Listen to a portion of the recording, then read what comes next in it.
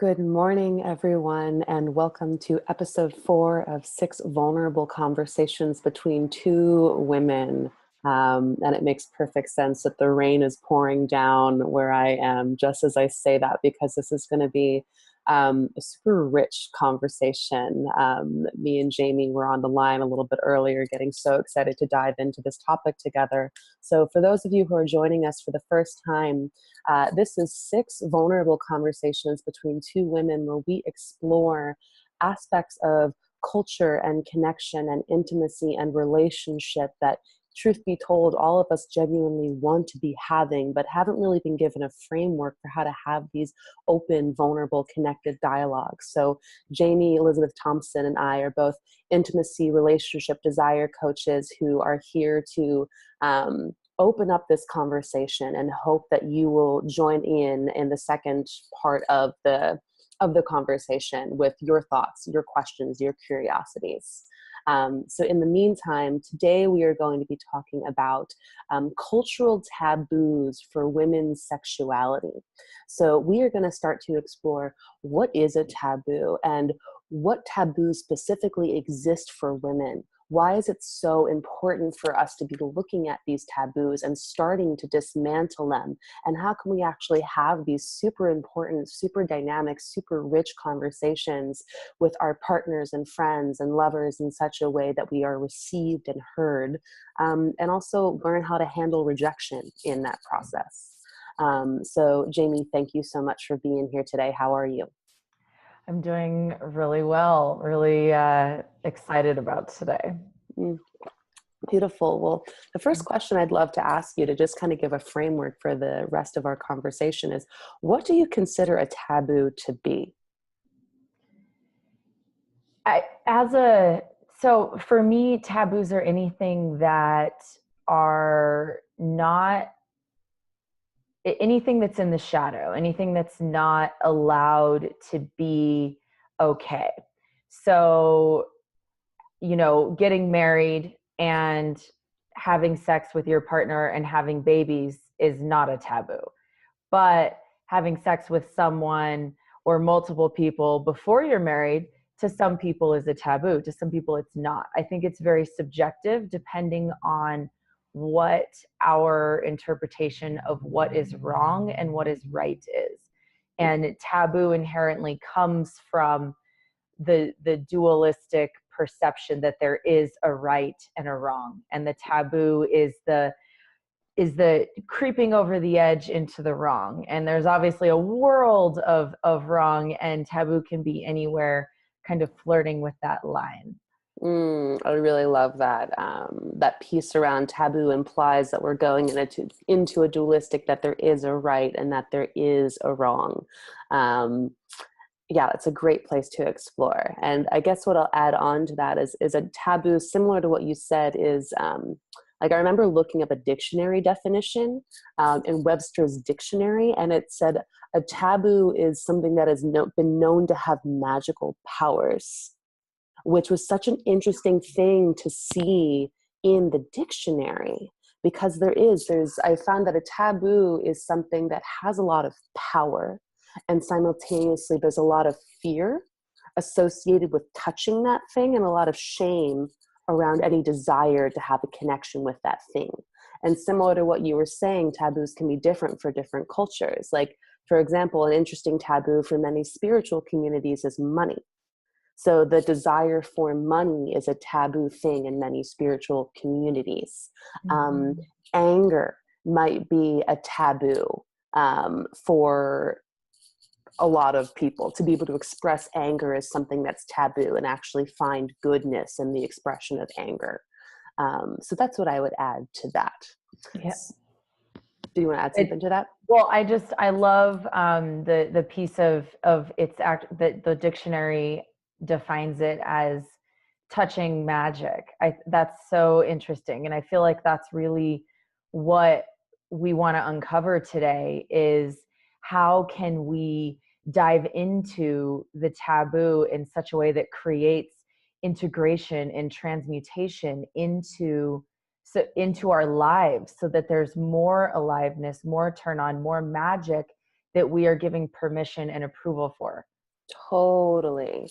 I asked the question, so why is it so important for us to dismantle taboos?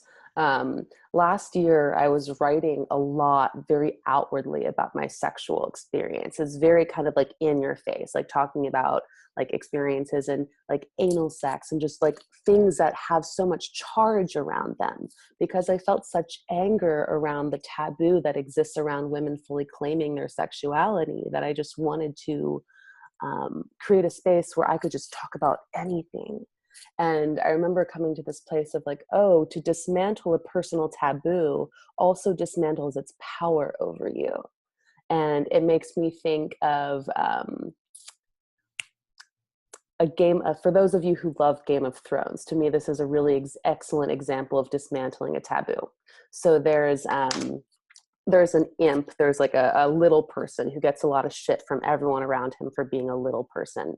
And he's having a conversation with one of the main characters who's a bastard. And there's all this shame around him not being an actual heir of the throne.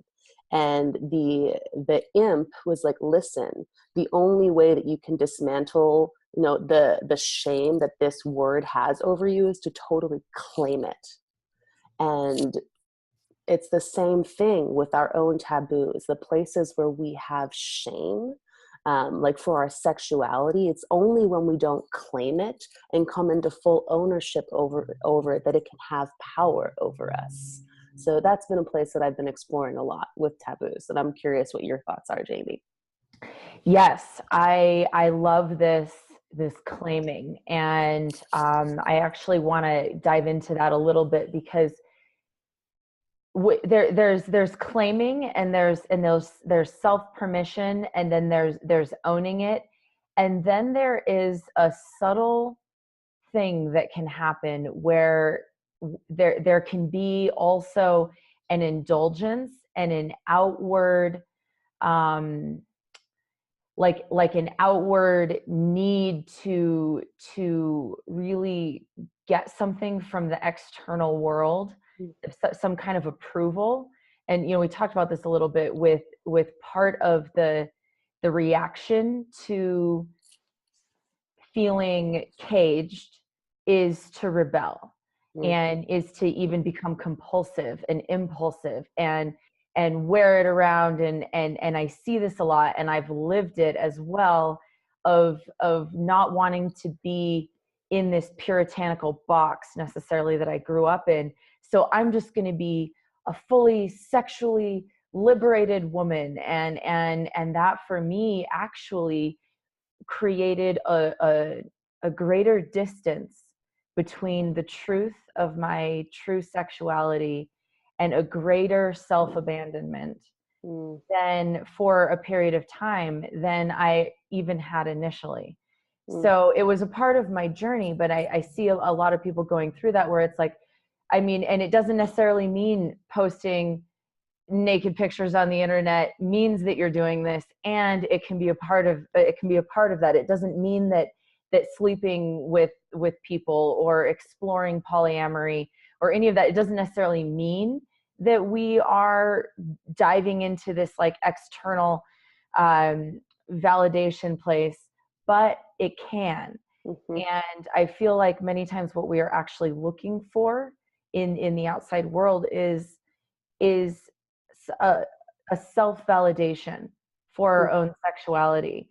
And if we can begin from that place of self-permission for having this wild desire that I have, and begin from there, and then lead from that, instead of trying to get our liberation from the outside world, then we get to experience the process as one of self-love instead of self-abandonment. I love that. And, what you just reflected is something that I feel like, I don't know if it was 1 or 2 years ago, but I feel like I did that very thing. It's like I felt so closeted around my sexuality that like I felt like not only did I need to express myself, but it was almost kind of like this, fuck you, like just receive me, you, like whatever it is. And I can look back on that, and there can be a part of me that's like, oh God, like I did that. And simultaneously realizing that I actually needed that process.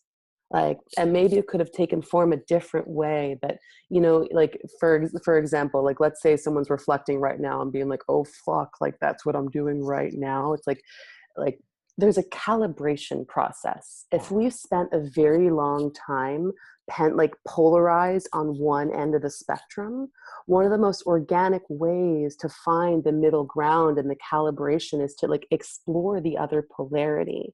You know, so you can swing here, you can swing here, and then you find that place in between that's authentically us.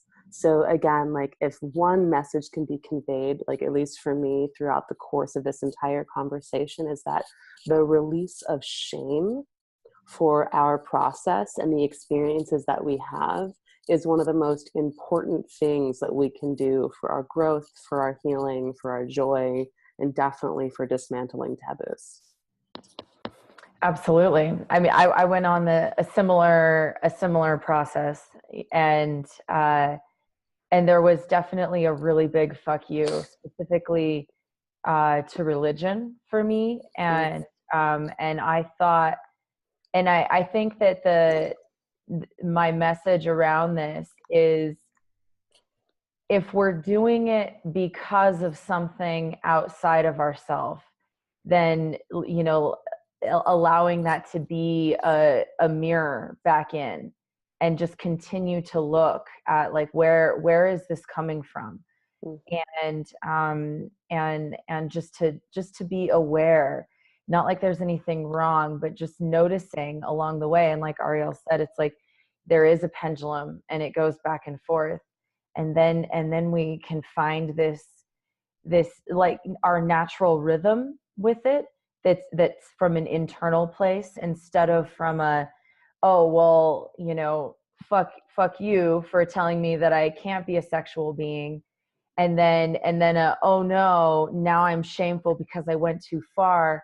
Because you know what, we're gonna fuck it up and we're gonna make mistakes, and we're gonna go too far. And that's where, you know, there's been specific times where I'm like, oh, I went a little too far with that, you know, and like found my own kind of boundary of what actually feels good to me and what doesn't, from the place of being willing to make the mistake, first of all, and then finding what actually felt good or not in my own body. Yeah, I love it. It's experimenting. We are experimenting with how we inhabit ourselves, our bodies, and our realities. And I know for me, one of the most important pieces has been finding people who are inhabiting themselves in such a way that I respect, so that I don't feel like I'm doing it alone and that I'm not alone. So the piece around finding our resonant community as we're in our growth processes is a really powerful piece to just add in there. So I would love to move into kind of like the bulk of this conversation, which for the taboo for women, because there can be different taboos that exist for women than for men. For example, if we're going heteronormative here, we were talking about this with Jamie earlier, that for men, a taboo might be to be super vulnerable. Like that's actually the edge for men in modern day America, to be sensitive, to be vulnerable, because there's such a current lack of approval by like common social standards. And for women, the taboo that unfortunately we're still working with this is sex, is our sexuality. And one place that Jamie and I went, you know, in getting ready for this conversation, was starting to look into the origins of that. So we're going to open up like a little wormhole to go into like where like we feel like this comes from, before I bring it back to present day. So I haven't studied immensely about the Salem witch trials, or the burning of the witches way back when. However, the things that I have read, obviously, witches were burned for, you know, their conducting of magic. And I remember when I was in an intro class in college, like many years ago, I was reading this drugs and behavior book. And there was this one little snippet that described how women, the witches of the Salem witch trials, they would like brew their magical potions. And then the way that they would ingest it into their bodies was to take the magical potion and slather it on their broomstick, and then actually straddle the broomstick and absorb like the psychedelic potion through the membranes of their vulva. And to me, it was like, oh my God, like there is this connection between a woman's sexuality and her magic. And what we see throughout the centuries and throughout the decades is not necessarily women being persecuted for their weaving of magic, because magic these days is also trivialized and stigmatized, but stigmatizing of women's sexuality and their intuition, which in tandem are so intimately linked with a woman's ability to weave her magic and her power in the world. And I'd love to invite you to kind of come into this as well, Jamie. Yes. So there's actually something that's coming up with this around right now. So part of what is happening here, and this, is kind of a meta for the culture right now, is there's this idea of the power struggle between the masculine and the feminine. And during this time, during the witch trials, women were really finding their power. And it's really easy to be like, yay, that's amazing. And what was happening is something similar to what we see happening now, except the opposite. Women were using some of their power in a way that was that wasn't actually supportive of men. There was like a little bit of the same power struggle that we see happening now. And part of it, part of the sort of genocide of this magic and of women's sexuality was men were afraid. They were scared of it. And I mean, it's like, I can get that there's a fear of it. And what they did with that, there's a lot to be said about that, with actually murdering people for it. But that's where it came from. And they were afraid of the power that lived in between the woman's legs, because that's where it originated, in the womb wisdom and in her femininity. And so it systematically over, the last several hundred years, it's been a shutting down of that power, a shaming of that power. And because of the fear of it. And so a question that I like to ask myself as a woman is, how am I going to use my power?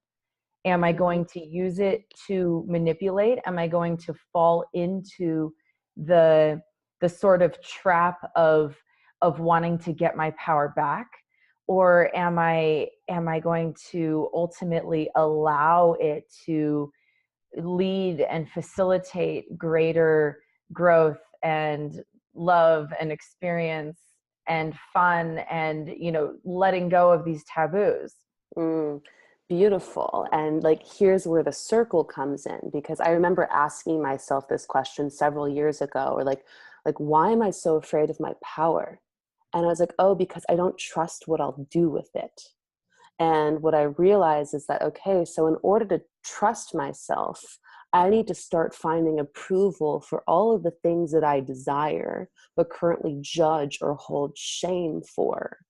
Because if I'm judging the things that I desire, then obviously I don't trust myself. So I need to learn how to trust myself here, which means starting to lean up against some of my own personal taboos, which in this case is just things that I have a natural inclination for, that for whatever reason I don't feel are okay. And I think that's actually a perfect segue into going into what are some common, modern day taboos that, maybe not all of them, but some of the taboos that women on this call might be experiencing, some that definitely Jamie and I have our own personal experiences with. So why don't we open this up? Jamie, would you like to talk about the taboo you want to speak on, or shall I go first? You go first. Okay. So when I was flushing into like, oh, like what are my personal taboos that I, in some ways, I'm still working with because it's a part of my immediate reality. And what immediately came to mind was the taboo of women being with older men. And I know for myself, especially in the past 5 or 6 years, most of the men that I have dated have been between 15 or 20 years older than me. My current partner is 16 years older than me. And it's funny because in this relationship, I don't even think about the age difference. It's just like, oh, like this is just my partner and this is just what it is. However, there's some taboo that exists for a woman choosing to be with an older man, and the stories that can emerge around that. Like I know one of the simplest ones is like, oh, like the older man is taking advantage of the younger woman. And that's been, which is funny because I don't feel that at all now. But there's some judgment that exists around that with the dynamic between a younger woman and an older man.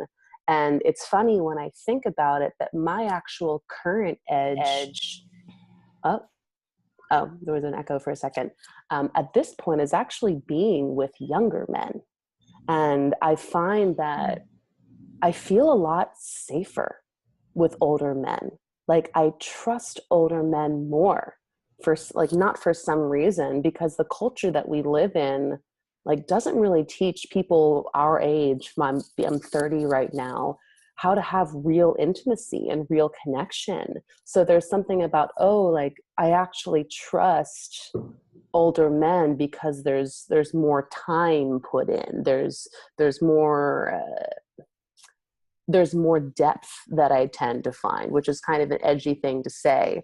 And I'll open up the floor to you now, Jamie, to bring in your thoughts because I'm feeling vulnerable and heated.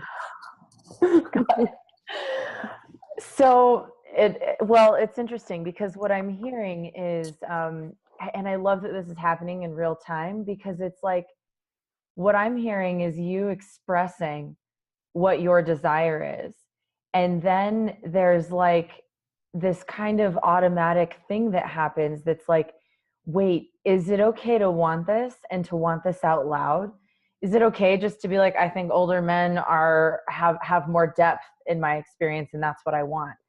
And it's funny because that's an edgy thing to say. And that is where we go in and actually begin to really trust what our desire is, and that it's just okay to have it exactly as it is. Mm-hmm. And do you have more to say on this, or do you want me to go into one of mine like there? Well, it's interesting because I really track. It's like, oh, I have this feeling, and obviously that's not unilaterally true. Like there are plenty of younger men who have a whole bunch of depth. Uh-huh. So it's like then I start going into the places where it's like, oh, well, like where is that just a judgment, Arielle, and like where are you blind spotting right now? So there's like it's like the spirals that I can go into of like I have a desire, and like this is what the truth of my reality is right now. And I can either have judgment for it or I can have total approval for it and trust that it's exactly what is meant for me in this moment.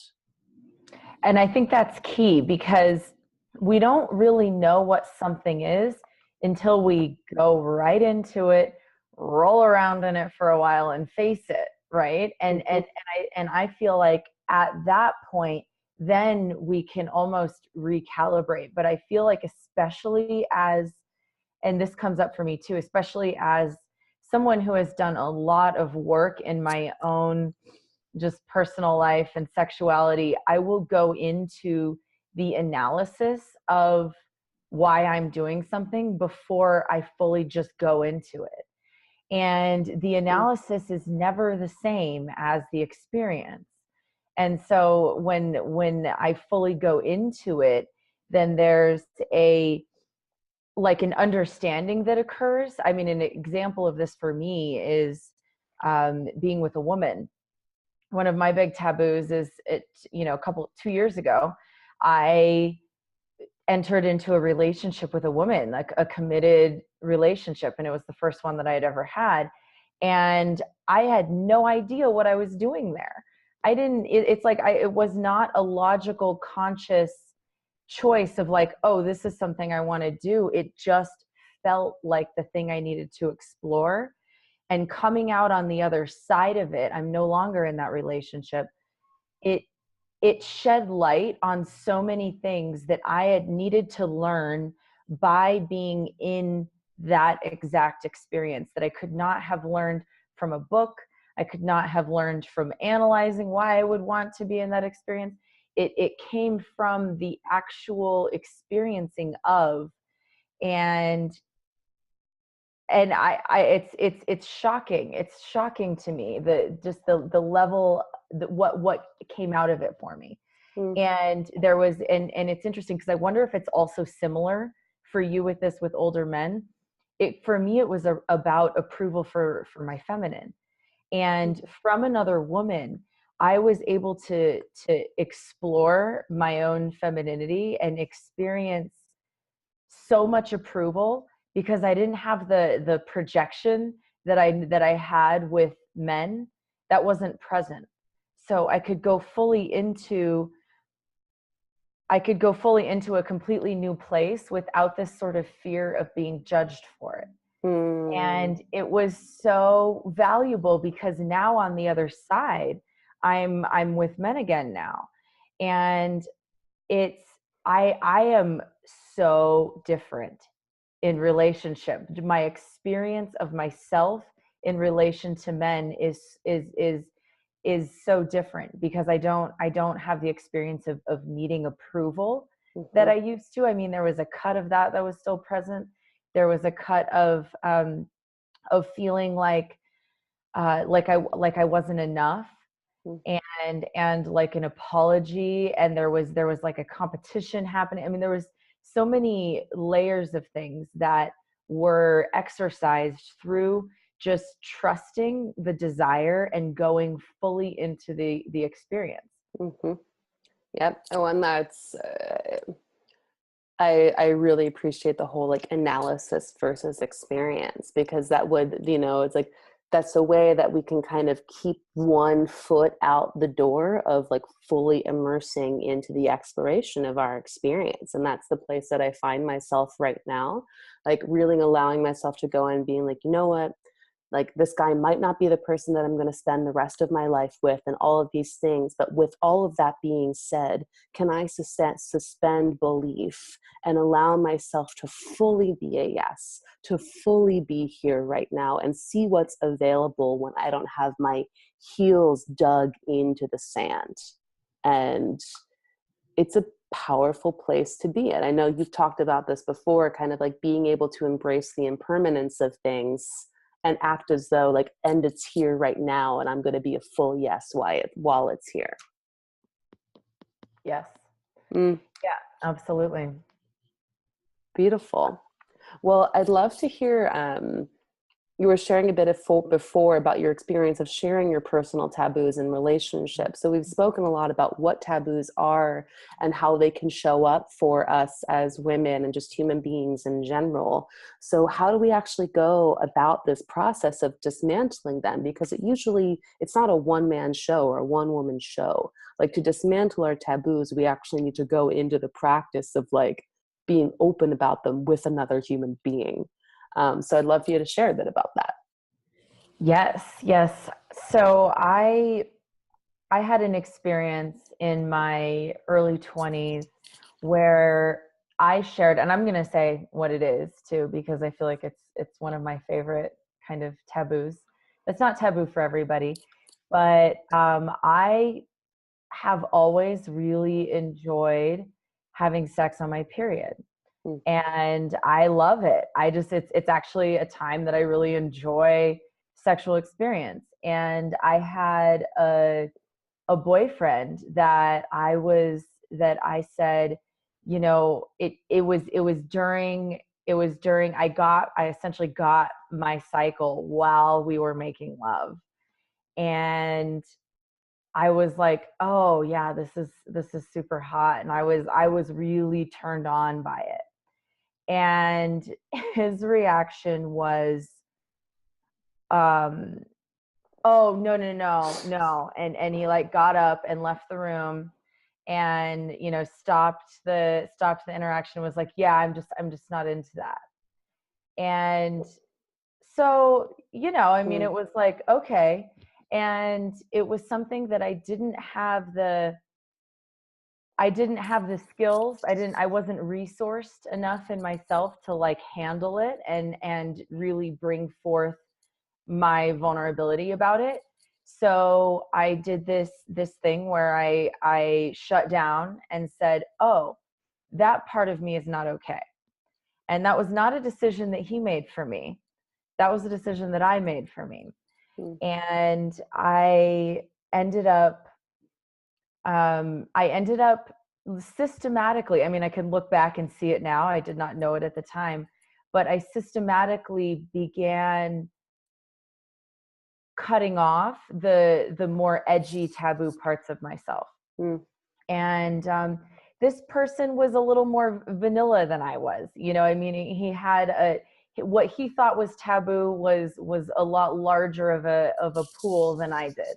mm, And it doesn't mean that there can't be still a meeting. And we were together for a long time, and it was a really great relationship, except for this thing. mhm, And this was something that I never brought up until one day I freaked out. And this is, I think, what happens when I had repressed it so much for so mhm, long that one day I just lost it. And it was like all the fury of the feminine was upon him. And I was like, you know, I mean, like, you don't see me, you don't accept me, and all of this projection. And he was like, he had no idea what I was talking about. And I was like, do you remember that time, you know, 6 months ago when you know we were having sex and I got my period? And he was like, yeah, kind of. It doesn't even exist for him as a problem.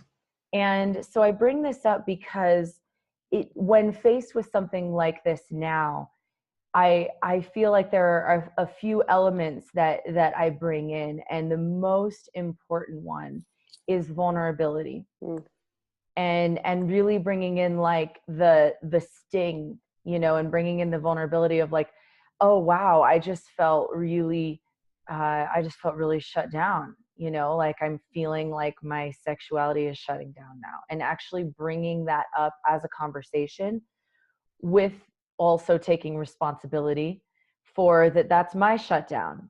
mhm, And that there's a way in which things can be negotiated when someone realizes that it's actually important. And he actually said that. He was like, I wish I knew that this was so important to you, like I could work with it, mm, right? And it's funny because when we love each other, we're willing to like see, how can I push that boundary. But we have to be willing to bring mm, that vulnerability in a space that might be really challenging and uncomfortable. mm. That's such a beautiful story. And it's funny, like, thank you for sharing that, because when you said I'd like to have sex on my period, it's like that's totally like an edge for me, just because I don't like to get messy. Like, it's like, oh, I don't like being messy in that way. And it's like my current partner, like he enjoys going down on me on my period. So it's a very interesting, like, being with the part of me that's like, oh my God, is this okay? And like, obviously it is okay because he's down there. But it's like an interesting place to play.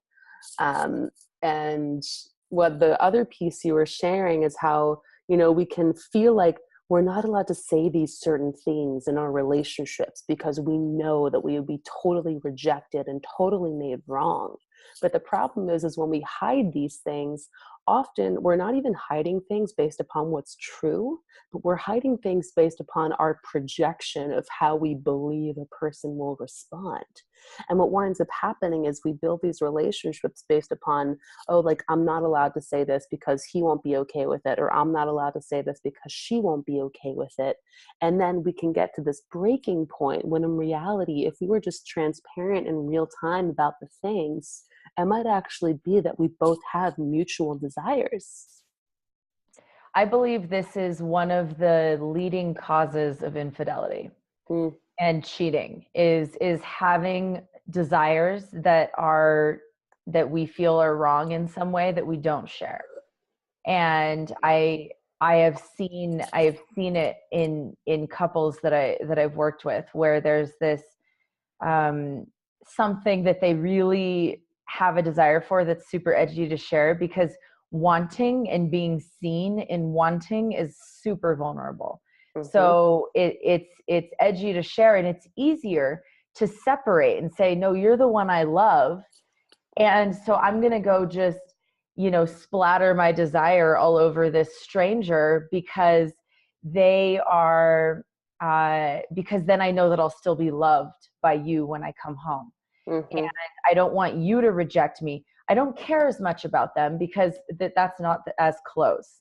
Yep. And so there's this element that I really love to bring in with couples as well. And even early on, I mean, this is something that can be started very early on in the dating process as well, of really naming and having approval for the desires that we have. Mm-hmm. And it doesn't mean that we do everything. It doesn't mean everything gets done, but it's just in letting it come through and be seen, and not not repressing it. And that was what had happened for me, is because he had a reaction to one desire, I started repressing all of the desires that I judged that he wouldn't want. And when we ended up talking about it, it was actually about 70% of them were already a yes. Wow. But I had judged all of this. We had a really honest conversation after I freaked out and was yelling. Mm-hmm. I love it. Yeah. Oh man, there's another piece I want to add in here, because what I'm hearing you saying is that it's so important for us to just have approval for what we desire, regardless of whether or not it winds up being physically actualized. And the other piece that I want to add here, because I was just having a conversation with a couple last night where like the man was sharing a story of the past around how he had this desire. And I could see his partner next to him, like, tighten up. And it was like, oh yeah, but I don't want to give that desire. And like the conversation that I had with them is like, how can we hold space for our partner's desires without going into the fear of like, oh, but I don't want to do that. Like, and this can especially happen with women when they're receiving their male partner's desires of like, well, what if he wants something that I don't want to give? So what happens is when we receive our male partner's desire, we're not actually just like holding space for their desire, but we're immediately going into the reaction of like how we feel about that. And the challenge here is that we transmit that rejection, and it's so easy for the partner to just take it as like, oh, that desire is wrong. When in reality, there's nothing wrong with the desire. Like, we just have our own feelings about whether or not we want to be a yes to it. So one really powerful practice for couples is to create a space where we know that we don't have to be a yes to our partner's desire, but how can we actually support our partner in releasing shame around what they want by being able to just receive it and hold space for it and validate it, and just have that be step one. Right. It's almost like there's a yes. The first step before ever taking action, or even talking about taking action on something, is receiving it and having a yes for whatever their desire is, as something that exists for them. And then it's bringing it over here and seeing and is this something that I have a desire to explore with them? And that's step 2. And then taking action on something is step 3. But the first step initially is having it be okay over there. Mm-hmm. And the thing that's arising for me is that, like, it seems like simple steps, and what it requires is both people to really be in touch with their personal boundaries, like what they're a yes and what they're a no to, and really trust in like their ability to take care of themselves. Mm-hmm. Because I know for women, when I talk to women, like when it comes to opening up to being more sexual or more physically intimate with a partner, the thing that I hear over and over again is that, oh, I fear being a yes to anything, because then I fear I'll have to be a yes to everything. And to me, that implies a feeling of like we are not advocates of our own yes and no, and that we have to go on the ride of the other person who's asking something of us because we feel like because they're asking, we're obligated. And this assumption is a very dangerous one because it's kind of like us giving, like assuming that we need to give our power away. So a big part of this, like, for example, if you're someone who's struggling with like receiving your partner's desires, or like this is up for you in your relationship, really starting to explore like, where do I feel obligated in certain places where I actually don't need to give that power away? And that I am actually powerful enough to receive this person's desire and hold it without creating a story about what I need to do because I've heard this thing. Absolutely. There's another piece of this that this is bringing up for me, and that is I had this idea at one point in my life that if I really opened up the door to what I felt was taboo and really started exploring my dark desires, my super deep, private, sensitive desires, that I would somehow become insatiable, Mm. and that I would be so hungry that nothing would ever be able to fill me. It's like I was like afraid of what was inside of that Pandora's box, so I didn't want to open it. And interestingly enough, that hunger that I began to explore initially, yes, it became overwhelming in some ways, and it was like, oh my God, I'm like, I don't know, like all I want to do is have sex and be naughty and do all of this, like explore that kind of darkness. As we were talking about earlier, it's kind of a pendulum piece, right? There was like a swing over into like, oh my gosh, am I ever going to be able to be a normal human again? And it what happened as I kind of emerged from that door of really going into the darkness is of my own sexuality and my own taboos, was a different level of power, an ownership of this is what I want and this is what I don't want, and I know because I've lived it, and an experience of a deep intimacy with myself, Mm. such that I was like, I don't necessarily have to do all the crazy stuff in order to really touch this part of myself that had me want to open Pandora's box in the first place. And Mm. that it became like an experience internally that then, there's all kinds of fun things that we can do and play with.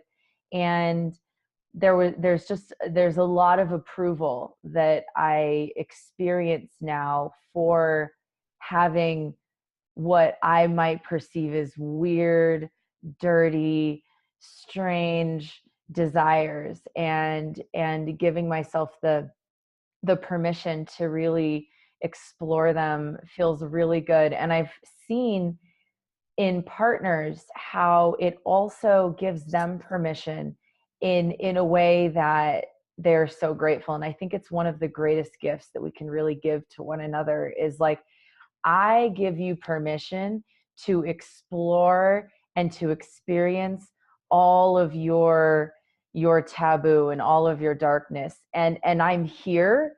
I might not be a yes to diving into all of that, but I'm fully here with you, Mm. doing the same thing. That's so beautiful.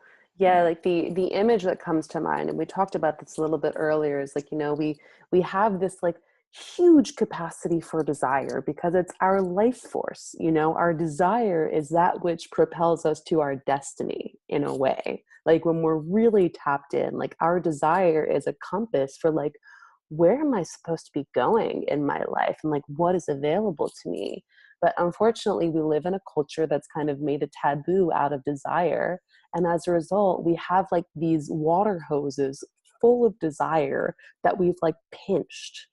And then what happens is when we start to take like the clip off of it, it's not this steady flow. It's kind of like boom, and it's like going all over the place, and you're just trying to hang on, like, oh my fucking God. And then what happens as we just like let it come out, like all of it, like not all of a sudden, but eventually what happens is we gain composure and command over the hose. And then we allow like our hose of desire to like water over these flowers and like water over these flowers. And again, like it's a process. And if we are unwilling to unleash our desire for fear that it's not going to be a perfect unfoldment, we've shot ourselves in the foot before we've even given ourselves the opportunity to learn how to walk. And that's what we're doing. It's like we're children right now in many ways, like learning how to work with desire. And it's a process of like growing up into our adult relationship with desire. I love that. I love the fire hose. Yeah, that's the experience of it. And I love what you're saying, and I just want to underline it. It's like we can be afraid of it, and we can still go into it anyway. That there can be a lot of fear in that, of a lot of what ifs. And again, the analysis before the experience never works. And it's when we fully go into whatever these desires are and face them, then we have a lot more understanding of what they actually are, what they aren't, and then what we want moving forward. Mm. And it's really it's such a great and fulfilling journey to be on, when we can kind of move, like just pierce through that fear a little bit. I love it. Thank you. Well, it's 15 minutes to the hour. I'd love to give the opportunity for some people on the call who have something to say or a question to bring on to the conversation. I welcome you to unmute yourself and bring your voice into the room, knowing that this is recorded. So if you prefer to stay anonymous, you can just keep your name to yourself.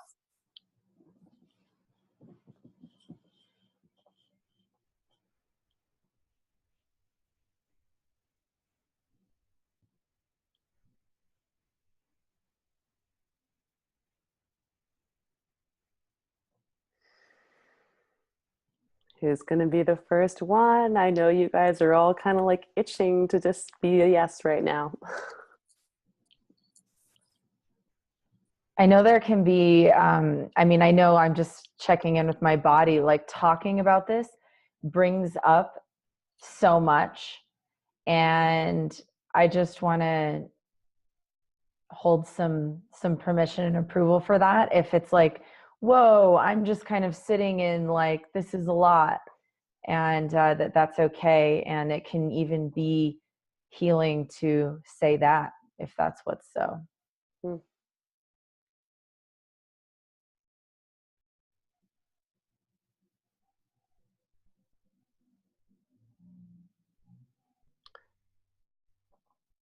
The other thing that I'll add in while we're waiting for someone to bring their voice into the room is really like, I invite the people on this call and the people listening to the recording of this to realize that to an extent we are explorers, that this is not the norm. And the fact that we're even having this conversation puts us into a percentage demographic that is a minority, and that it's okay that we don't have all of this figured out, and that it's okay that we're messy. And if we can remember that we're kind of on the leading edge of this new way of relating, it can give us way more approval and permission for our process and for our discomfort. So again, if you have any thoughts, I invite you to bring your voice on. And it looks like someone has unmuted themselves. Hi, yeah, can you hear me? Yes, we can. Okay, yeah, I've recently done more open floor dancing and started to engage with several of the men there in a way that my very prudish, I'm 72, so I was brought up in a very you don't do that in public kind of way. And I so enjoyed it. I loved every minute of the writhing, and one man lifted me, and oh my God, it felt fabulous. And it felt like a very safe place to be doing that. And I've been longing for that kind of physical touch since breaking up with my boyfriend about 6 months ago. But there was a backlash afterwards where the kind of what I call old self was saying, shame on you. So I just wanted to share that. Oh, I just, yeah, I am so full and happy and turned on hearing you say that. First of all, I just love that you're exploring and that there is no age where that's over. And I'm just really inspired by that. And something happens sometimes. I call it an intimacy hangover, where there's an experience of like, oh wow, I pushed outside of my comfort zone, and now I'm experiencing like what that means. You know, my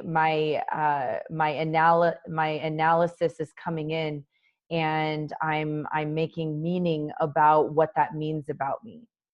And that can happen after that. And it can also be like, you know, maybe I went a little bit too far. Maybe there was some piece that next time I want to dial back a little bit. And there can be kind of like an incremental growth.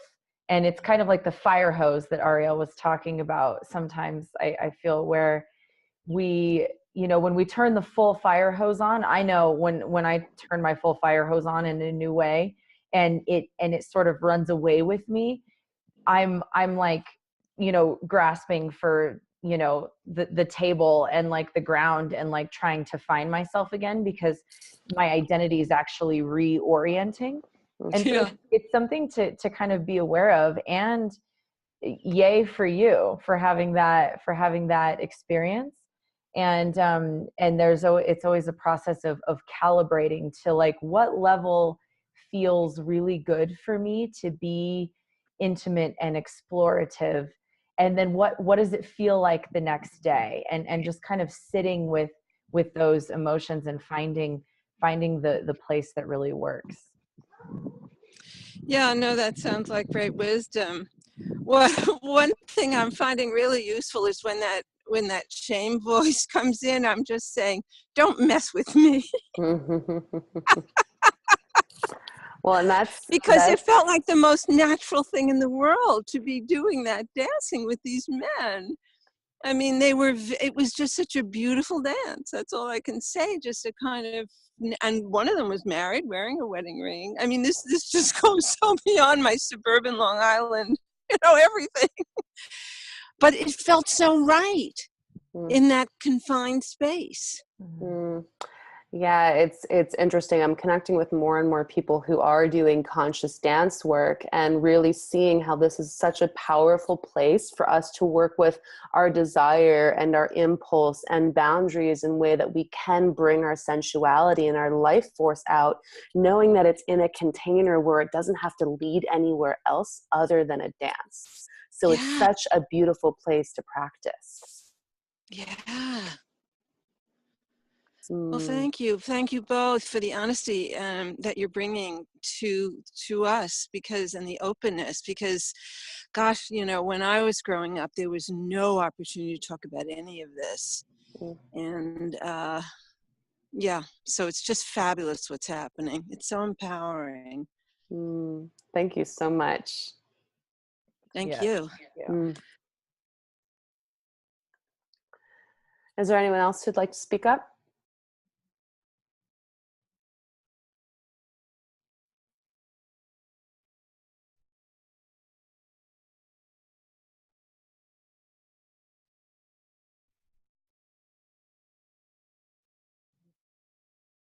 Maybe.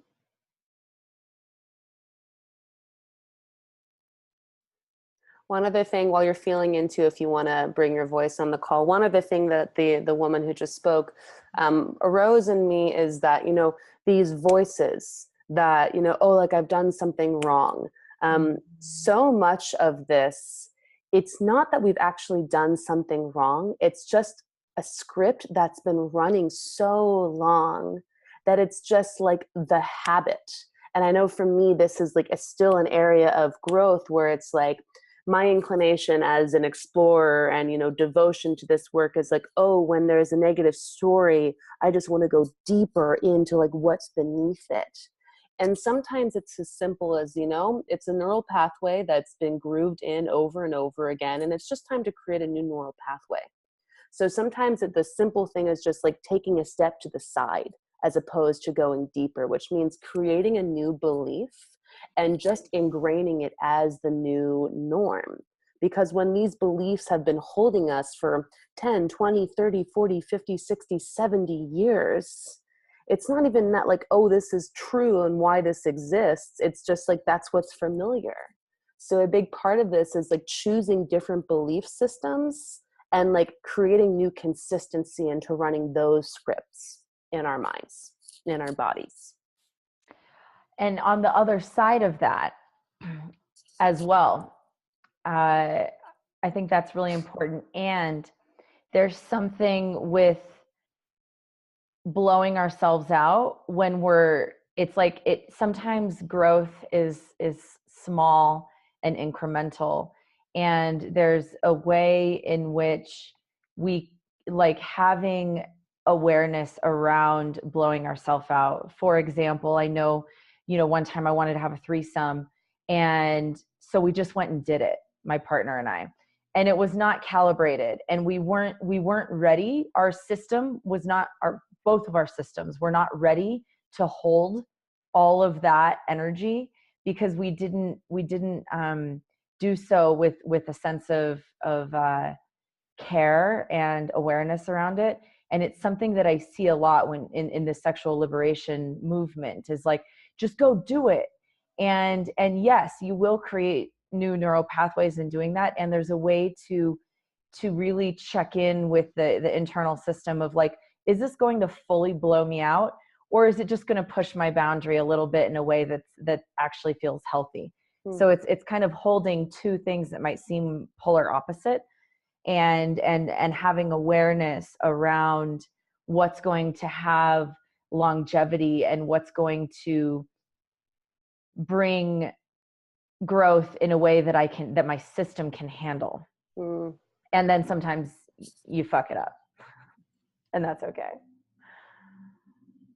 Love it.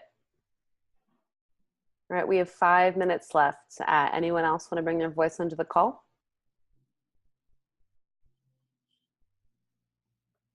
Going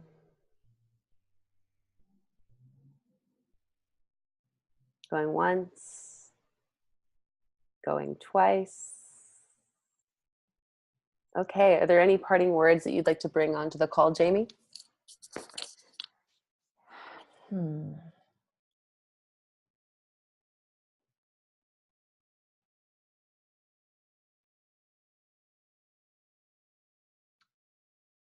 Yes, that there's, I mean, sexuality is what gives life. I mean, we all are here because two people had sex. And it's such a sacred and fascinating realm to explore and look into what my life force is about. For me, it feels like it's at the, I mean, it's at the root of our chakra system, you know, but it's at the root of life force and what really drives human beings. I mean, such a powerful, powerful energy.